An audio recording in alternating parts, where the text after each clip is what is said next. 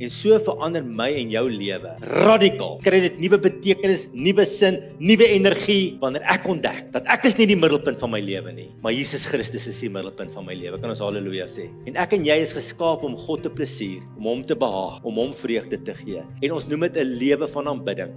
En as ek en jy so lewe, is jy haleluja. Ek kan nie bekostig dat die Here nie my gebede hoor nie.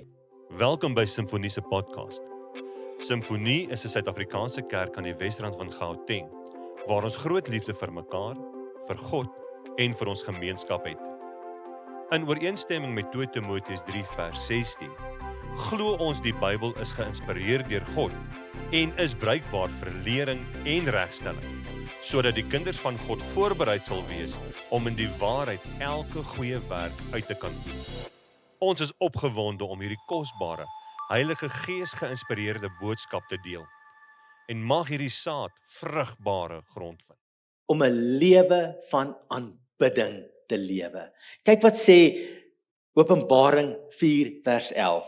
Here ons God, U is waardig om heerlikheid en eer en die mag te ontvang, omdat U alles geskep het. Deur U wil het alles ontstaan en is dit geskep. Ek en jy is nie ook net per toeval hier nie. God het gewil dat ek en jy bestaan. Dit is sy plan, dis sy doel dat jy hier moet wees. As hy dit nooit gewil het nie, sou jy nooit hier gewees het nie. Maar kyk hoe mooi sê die King James vertaling. Dis nog daai vertaling met die thou, maar gaan hom so lees. For thou hast created all things, and for thy pleasure they are and were created. So God skape dat alles in die skepping vir hom 'n vreugde sal gee, hom sal verheerlik, hom sal behaag en sy heerlikheid verkondig. Dis die rede hoekom ek en jy bestaan.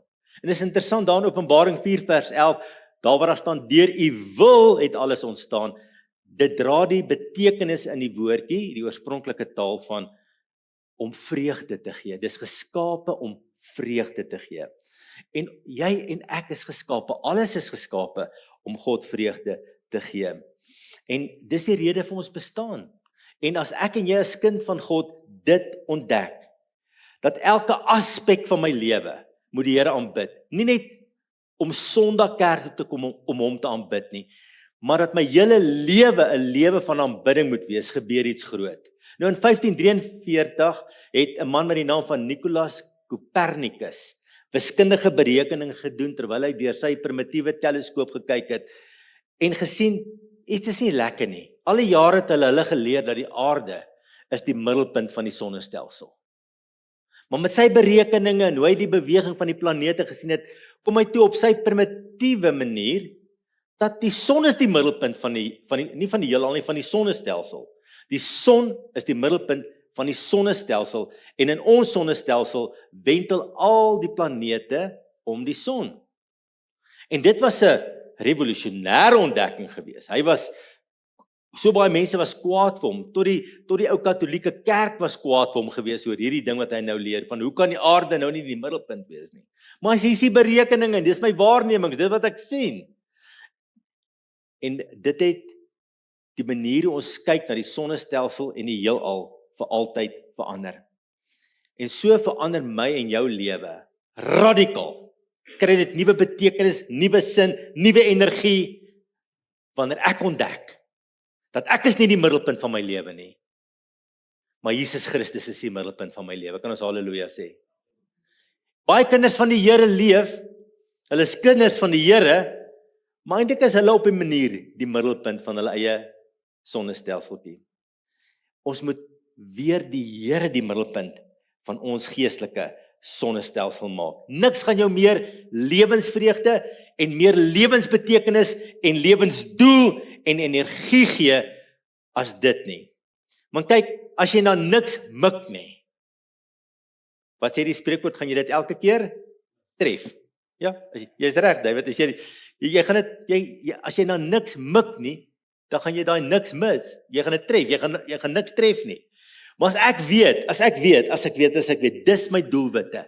Dis waarop ek my vizier moet instel. Gaan my lewe anderster wees. Gaan ek doel en betekenis en vastigheid in my lewe hê? Gaan ek weet waarheen my lewe op pad is? En ek en jy is geskaap om God te plesier, om hom te behaag, om hom vreugde te gee. En ons noem dit 'n lewe van aanbidding. En soos ek reeds gesê het, aanbidding is nie net Sondag in die kerk nie, maar dis om te besef, my hele lewe, die A tot Z daarvan, die kleinste aspek van my lewe, is aanbidding. Aanbidding is meer as nie die hartslied wat ek hier op 'n Sondag sing. Dis 'n 24/7 leefstyl wat sê, God is nommer 1 in my lewe. En as ek en jy so lewe, is jy 'n halleluja wat God laat glimlag. Kan jy sê prys die Here in hierdie kerk? Nou aanbidding het twee kante. Dit is my geleefde aanbidding, my lewenstyl aanbidding, en dan is dit ook my lofprysing en aanbiddingsliedere en gebede wat ek aan die Here bring. En al twee hierdie is so belangrik. Die een kan nie sonder die ander nie. Die een het die ander een nodig. Sonder passievolle, opgewonde aanbidding en lofprysing teenoor die Here word my geleefde Christendom 'n baie wettiese affære. Moenie. Als 'n kwaai ook gewoonlik, né? Dit is 'n mag nie en ek sal nie en dit raak so 'n bietjie kleurloos en wetties. Maar as ek die Here nou wil aanbid met my lofliedere en ek het nie 'n geleefde aanbidding nie, dan is my woorde eintlik leeg en is my woorde eintlik betekenisloos. Die twee moet by mekaar inhaak. Wanneer ek vir Jesus lewe, kry my aanbidding 'n nuwe diepte betekenis. Wanneer ek deur 'n passievol loof en prys, kry my geleefde aanbidding weer kleur en 'n opgewondenheid. En die twee moet hande vat en dit versterk mekaar. Die Bybel leer vir ons in Kolossense 1:10, sodat julle waardiglik voor die Here mag wandel, om hom in alles te behaag en julle in elke goeie werk vrug mag dra en in die kennis van God mag groei. In alles. Ons aanbidding, niks is uitgesluit nie. Ons kom nie net Sondag kerk om te aanbid nie. My hele week, my hele lewe is aanbidding. Alles wat ek doen, dra die kenmerk van hierdie wat ek doen, doen ek om God te aanbid. Dis geleefde aanbidding. Hoe ek my vrou hanteer, is aanbidding. Dan 1 Petrus 3:7 is daar 'n versie, julle wat my altyd so, dit gee my altyd hoendervleis bang. Daar staan, as ek nie mooi met my vrou werk nie, as ek nie na eer bewys is die swakker geslag nie, gaan my gebede verhinder word. Julle, ek en jy kan nie bekostig my broer dat ons gebede verhinder word nie, hè? Ek bedoel, as die geld min is en die druk is groot, dan moet die Here my gebede hoor, is dit nie? Ek kan nie bekostig dat die Here nie my gebede hoor nie. En die Bybel sê, as ek verkeerd werk met my vrou, gaan hy nie my gebede hoor nie. So, dan besef ek, okay, alles moet aanbidding wees. Anders gaan my woorde voor die troon leeg wees, my gebede gaan leeg wees. Ek moet met my vrou regwerk, dit moet ook aanbidding wees. Vrouens, dis nou julle tyd om halleluja in hierdie kerk te sê, en op die banke te dans. Ek is nou aan julle kant hier, so, okay. Maar aan die ander kant lees ons nou weer in Efesiërs 5:22-24, julle dink julle gaan wegkom. Daar staan so mooi opgeteken dat 'n vrou moet aan haar eie man onderdanig wees. Want die man is die hoof van die vrou. Soos Christus ook die hoof van die gemeente is. En hy is ook die verlosser van die liggaam. Daar staan daar, soos die gemeente aan Christus onderdanig is, so moet die vroue ook in alles aan hulle eie mans wees. Nou ons verstaan hierdie dinge, vrouens nie te ja en amen nie, nie ons Suid-Afrikaanse vrouens nie. Julle toe die Drakensberge gekom, okay. Julle sê ja en amen vir niks. En dit beteken nie jy's 'n rubberstempel en jy's 'n vloerlap en al daai goed nie. Maar dit beteken daar's 'n gesindheid in jou hart, omdat jy Christus respekteer. Sal ek my man met die hoogste agting behandel en respek. Ek gaan nie soos 'n visvyf daar in die huis skree nie. Ek gaan my man met die uiterste respek behandel. Anderster gaan jou gebede ook nie gehoor word nie. Dis die implikasie as jy 1 Petrus 3:7 deurtrek. En ek bedoel, ek en jy het nodig dat die Here ons gebede hoor. My hele lewe moet aanbidding wees. Hoe ek 'n pa is, hoe ek 'n kind is, hoe ek 'n ma is, hoe ek 'n vriend is, hoe ek 'n lidmaat in die gemeente is, hoe ek my werk doen, my werketiek, my tydbestuur, my finansiële hantering, my planne, hoe ek my lewe inrig. Alles is aanbidding. Alles is aanbidding. En skielik besef jy, maar die lewe wentel nie om my nie, die lewe wentel om Jesus Christus. Daarom sê Efesiërs 5:10, vra julle voortdurend af of iets vir die Here aanneemlik is. Alles is nie altyd sonde nie, hoor. Hoor vandag. Dit hoef nie sonde te wees dat dit nie vir die Here aanneemlik is nie. Ons dink altyd, dit moet sonde wees, dan is dit nie vir die Here aanneemlik nie. Baie goed is nie vir die Here aanneemlik, wat nie sonde is nie, wat eintlik nie verkeerd is nie, maar dit vereer hom nie. Dit bring nie sy heerlikheid na vore nie. Dit plaas hom nie op die troon nie. Elke aspek van my lewe, en julle, dis 'n moeilike ding. Want sien, Christen wees kan maklik vervlak tot, ek leef my lewe, en Sondag, dan is ek on fire. Sondag, gaan ek die Here aanbid. Sondag, gaan die Here my lofliedere hoor. Sondag. Maar as ek besef, my hele lewe is aanbidding, dan bring dit 'n nuwe innigheid in my verhouding met Jesus. Dit bring 'n nuwe dimensie in my wandel met die Here. Nou is interessant, hierdie geleefde aanbidding word die lanseerplatform van waar my lofgebede en my lofliedere gesing word en na die Here gestuur word.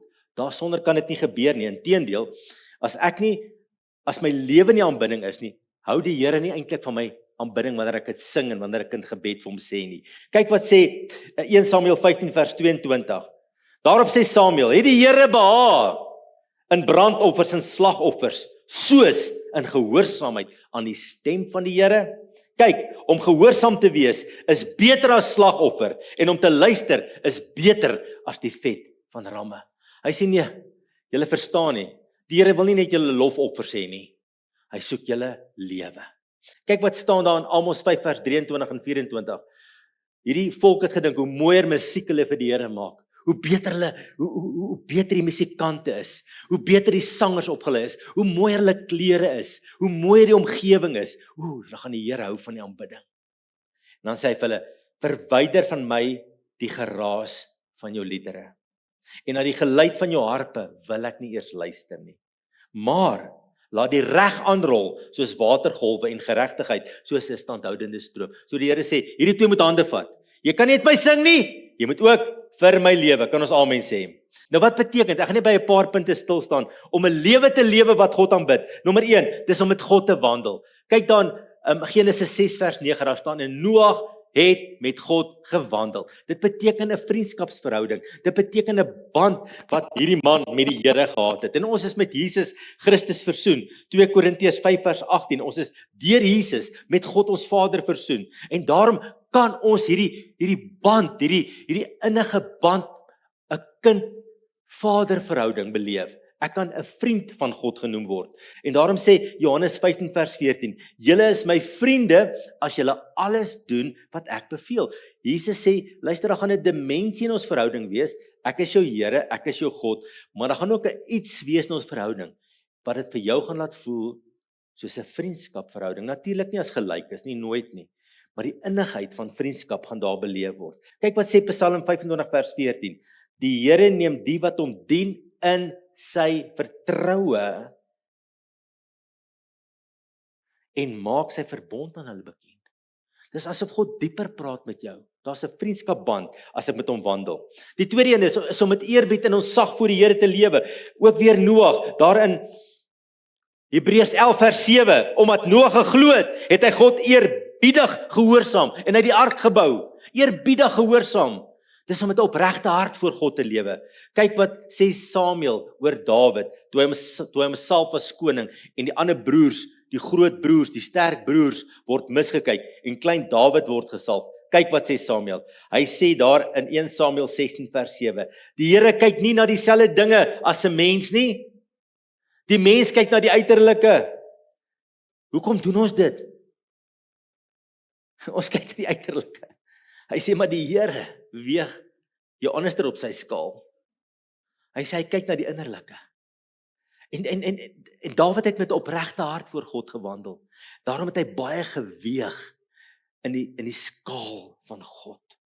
Daarom moet ons gereeld bid wat Psalm 19 vers 15 sê, laat die woorde van my mond en die oordeenking van my hart welbehaaglik wees voor die aangesig Here, my rots en my verlosser. Dis 'n bereidheid om die Here te gehoorsaam al kos dit wat. Kyk wat sê Hebreërs 11 vers 8. Abraham het gehoorsaam weggetrek sonder om te weet waar hy sou uitkom. Maar hy was gehoorsaam. Dis hoe ek hierdie lewe leef. Hierdie lewe leef wat God se hart bly maak. Dis nie net 'n Sondag ding nie. Alles wat hier gesê word, dit is aanbidding. Dis om my lewe oor te gee. Kyk wat sê Romeine 12 vers 1 in die boodskap vertaling, daar in die middel. Gee julle lewe aan hom. Julle moet lewende offers in God se hand wees. 'n Lewe wat voltyds afgesonder is vir hom is presies waaroor godsdiens gaan. Dis nie net 'n Sondag ding nie, dis 'n elke dag ding. En ek het gevind in my lewe om so 'n lewe te lewe, gebeur nie van self nie. Ek moet doelbewus gaan dink oor my lewe en sê, waar mis ek dit? Waar doen ek dit goed? Waar kan ek dit beter doen? Ek moet gaan beplanning doen. Ek moet my lewe inrig. Ek moet besluite maak. Luister, 'n lewe van aanbidding gebeur nie sommer net nie. Dit vat fokus, dit vat beplanning, dit vat dinkwerk. Dit sê, hoe kan ek die Here groter in my lewe maak? Hoe kan ek hom dieper beleef? Hoe kan ek hom behaag?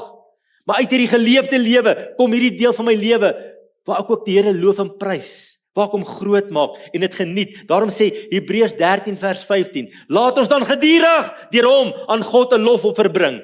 Dit is die vrug van die lippe wat sy naam bely. Lippe. My hart is vol van aanbidding, maar dit bly nie net hier nie. Dit loop oor, dit spoel oor. Ek begin sing, ek begin die Here prys, ek bid en ek roep hom aan en ek maak hom groot. Lippe beteken, daar's volume. Sê 'n bietjie volume. Luister, ons is nie net stil nie, hè. Sê, bid vir ons.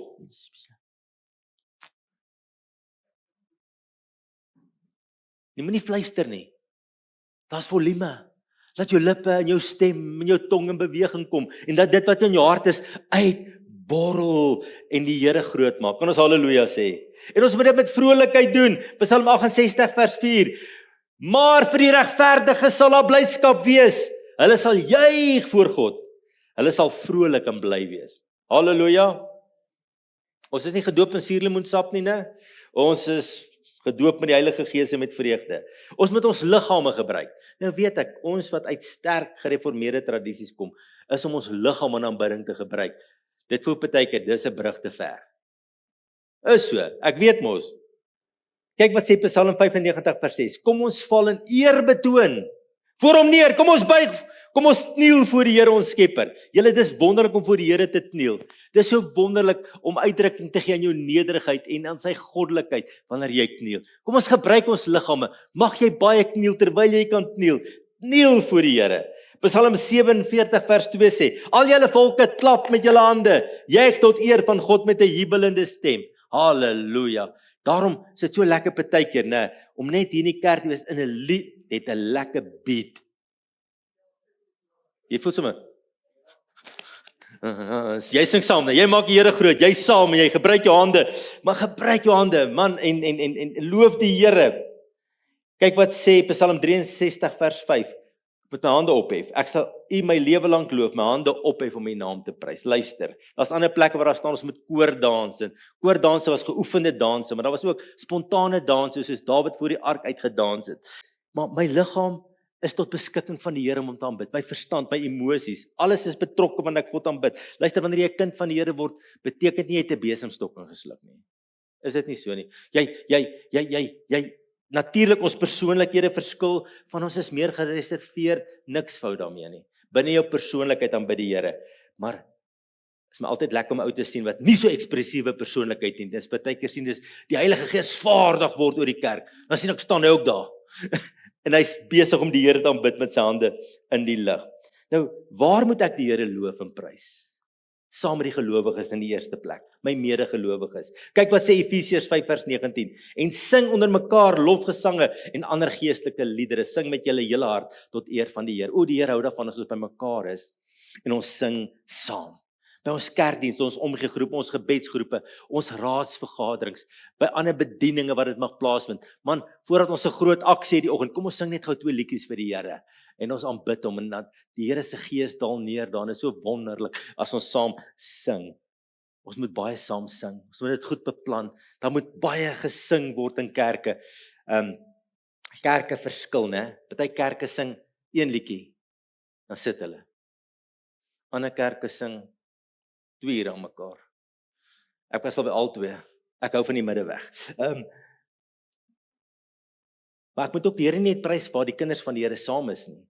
Ons moet waar ons alleen is. Kyk van Daniël. Kyk wat staan daar in Daniël 6 vers 11. En soos sy gewoonte was, het Daniël voortgegaan om 3 maal per dag voor sy God te kniel en om te prys, te aanbid en te dank. Halleluja, daar tuis, daar by my sitbank waar ek kniel, daar by die eetkamerstoel waar ek kniel, of in my kar, dit word 'n tempel tot eer van die Here, maar daar kniel ek aanbid en ek sing tot eer van die Here, ek maak hom groot. Lekker, en wat vandag so lekker is, die mooiste musiek is oral beskikbaar. Jy sit dit net aan en jy sing saam en jy loof die Here, en dit inspireer jou, en dit vernuwe jou.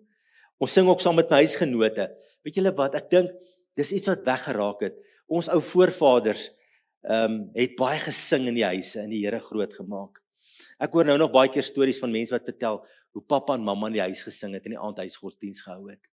Ons sing te min. En in Josua 24 vers 15 waar Josua sê ek en my huis sal die Here dien. Partykeer met jy en jou vrou sê, ons gaan 'n bietjie sit, ons gaan 'n paar geestelike liedere op die televisie aansit. Ons hoef nie hard te sing nie. Maar kom ek en jy aanbid net bietjie die Here saam. Kom ons kom net saam met die presence van die Here. Partykeer moet jy vir die kinders sê, kom ons gaan almal saam sing. Daar's visse in die water en ons sing almal saam, né? En ons maak die Here groot met kinderliedjies. Dit maak nie saak hoe ons dit doen nie, maar ons doen dit. Ons maak die Here groot met ons sange. Halleluja, mag in ons huise gesing word. Wat is die inhoud van wat ek doen? Danksegging is die eerste ene. Psalm 69 vers 31, so mooi staan daar. Dan sal ek die naam van God besing om met 'n danklied prys. So offer is vir die Here verkiesliker as selfs die volmaakste offerdier. Danksegging in my liede. Wat is dan nog? Die name van God, die beskrywings van God. Julle, dis wonderlik. Daar's sulke mooi name van God. Die Here my voorsiener, die Here my geneeser, die Here my vrede. En dan is daar die mooiste Hebreëse name, byvoorbeeld, hy is Jehovah Rohi, die Here my herder. Nou die Hebreëse name, ons hoef dit nie te sê nie, maar omdat die Here homself in die Hebreëse dialek geopenbaar het aan Israel, het hy met hulle hierdie taal gepraat en het hy hom verduidelik dat hulle hom kon verstaan. So die Here se name is nie soseer sy name nie, as wat dit beskrywings is van wie hy is nie. Jahwe, wat beteken die tetragram, die 4-letter woord, Jahwe, wat beteken ek is wat ek is. Elohim, wat beteken die God almagtige, vir wie niks onmoontlik is nie. En wanneer hierdie name gebruik word, Jehovah, Jahwe of Elohim, kan ons dit gebruik? Ek hoef dit nie te gebruik nie. Want dit is nie, luister, praat God Hebreëus? Of het hy met die Hebreëse dialek gepraat, met 'n volkie wat Hebreëus gepraat het?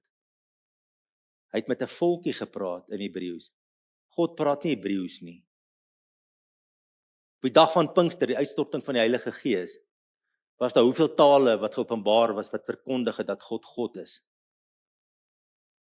Die Bybel leer vir ons in 1 Korintiërs 13 vers 13, daar's tale van mense en tale van engele. God is nie Hebreëus sprekende God nie. Hy het met hulle Hebreëus gepraat omdat dit is wat hulle verstaan het. Hebreëus is nie 'n heilige taal nie. Dis 'n gewone taal. Alle tale. Maar God het 'n gewone taal gebruik om met mense te praat. En as mense vir jou sê, jy moet nou die inhoud van jou gebed moet jy nou maak. Jy moet sê Yeshua. Anders gaan jy nie hoor nie. Dan sê jy sorry pel. Verkeerde adres. Ons kan vir hom sê wat ons taal oor hom sê. As God vandag, as die Here byvoorbeeld nou, ons was nou Israel gewees en ons het Afrikaans gepraat. Daai tyd het Afrikaans bestaan toe hy nou met Abraham begin het. Dan sou God nie met my Hebreëus gepraat het, hy het met my Afrikaans gepraat het. Dan sou al ons gesê daar in al die dele van die wêreld, sou vir ons gesê het, jy moet hierdie woord vir hom sê, want dis so in Afrikaans. Afrikaans is nie heilige taal nie, dis 'n taal.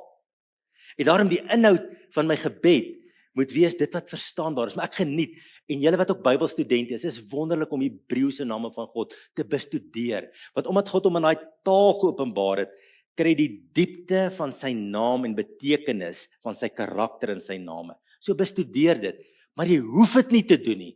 Dis net 'n verryking van dit, wanneer jy God aanbid met daardie name. Daarom kan ons so mooi sê, God die Allerhoogste, El Elyon, U is hoog verhewe bo alles, o God. Ek kan sê, U is El Olam, die ewige God. U is die bron van lewe. U het nie begin nie, u het nie einde nie. Lekker, daai name, val ook lekker op die tong, né? En ek lag altyd so vir die Engelse mense wat nie R kan sê nie. Hulle probeer om hierdie Hebreëse name te sê. Hulle draai die Hebreëse name nek om, hoor. Hulle kan sê nie, julle weet mos. En die Hebreëse taal is omtrent net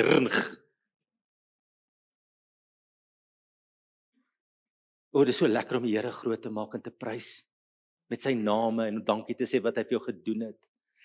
Halleluja, is wonderlik. Maar die effek daarvan is geweldig en daarmee wil ek afsluit vandag. Die effek van aanbidding is geweldig. Onthou julle in Handelinge 16 vers 24 en verder, Paulus en Silas is in die tronk en daar staan en hulle het gebid en lofliedere tot God gesing in middernagtelike ure. En skielik is daar 'n aardbewing en die tronkselle se deure gaan oop en die boeye val van hulle hande af. Ek het al baie keer gewonder wat sou gebeur het daai oomblik as Paulus en Silas nie gebid het en nie die Here aanbid het nie. Hulle sou nog steeds in die tronk gewees het. Maar omdat hulle aanbid het God magtig ingegryp en daar 'n verandering gekom. En deure het oopgegaan en boeye het afgeval. Aanbidding verander my en jou baie vlakke. Die eerste plek waar dit my verander is, dit verander my fokus. Dit vat my fokus van myself af weg en dit plaas dit op God. Dit het ook effek binne in my. Dit onttroon my van my eie lewe af. En dit sit hom op die troon van my lewe. En waar daar aanbid word en geloof word uit 'n geleefde lewe waar God verheerlik word, daar is die krag van God teenwoordig. En word die duiwelse werke vernietig. En kom die Here se koninkryk in breuke deur. Ek en jy is geskape. Ons skepingsdoel is om te aanbid, om 'n lewe te lewe wat God behaag, wat hom tevrede stel, wat hom groot maak. En binnekort gaan ons hom sien. Binnekort gaan ons by hom wees en ons gaan die kore van die hemel, ons gaan daarbey aansluit. En saam met die engele en saam met die geheiligdes wat ons vooruit gegaan het, uit alle tale, nasies en volke, sê die Bybel, gaan ons die Here groot maak. Ek sien nie uit na daai dag nie. Halleluja en amen. Mag hierdie kragtige woord van Pastor George jou inspireer om die evangelie van Jesus Christus te deel in woord en karakter. En mag die Heilige Gees jou herinner aan sy woord, sodat jy voorberei sal wees vir elke goeie werk.